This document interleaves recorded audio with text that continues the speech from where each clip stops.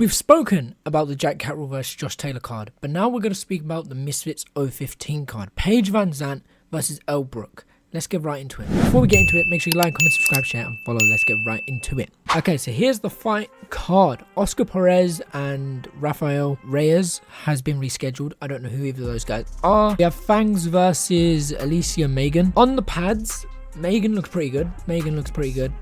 Fangs, obviously coming off a last loss. I'm gonna have to edge this one towards Alicia Megan. I'm not hugely impressed by Fangs, I've got to be honest. Elena Potinick versus Lauren Baker. Once again, no idea who either of these people are. Wow, she's a huge favorite. Who's the...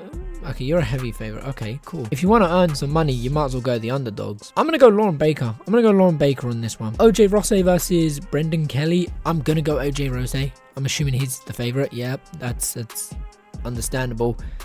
Brendan Kelly's just come into the scene. He fought on Anthony Taylor fight card, which I gotta be honest, I tried to get a part of and I did not get a part of it, which was sad. Silva Fernandez versus Bai Nguyen. I don't know how to say her name. I'm gonna go Bai. I think Bai will win this fight. Anthony Vargas is the underdog against Jeremy Park. I don't know who Jeremy Park is. I'm gonna go Anthony Vargas. So we got the rematch for Yuddy. Well, not rematch. It's the continuation of Yuddy Gang versus Lil Cray Cray. Lil Cray Cray, in my opinion, was piecing up Yuddy Gang in the last fight. But Yuddy Gang, he didn't look too bad, but he was getting pieced up. I feel like in round 3, he started bringing it back, and then obviously you had the whole swatting of the event. So I'm gonna give this one probably, if Yuddy Gang can start off sooner and quicker, then I'm going to give it to Yuddy Gang. Apart from that, Lil Cray Cray. Next up, the fight that I'm most excited for on this card. Le'Veon Bell versus Tristan Ham. I'm going to give it to Le'Veon. Bell. Who's the underdog? Oh, okay, Tristan Ham is. So if you want to make some money on DAZN Bet, because that's what DAZN makes you do. You have to bet on DAZN Bet for this fight. And then finally, Paige Vanzant, the ex-UFC fighter, also known as a BKFC fighter, ex-BKFC fighter. She fought in like 4 years for that, against Elle Brooke. Wow, it's near even, so there you go. On the pads, in my opinion, when I was looking at Paige's pads work, she tend to lean on her back foot and then throw the right hand. Whenever she'd jab, she'd lean on the back foot, which, yes, it's like if she gets caught doing that, she's gonna go down, in my opinion. It didn't look like she knew what she was doing, in my opinion. She didn't look like a professional at the time. She knows how to do MMA, right?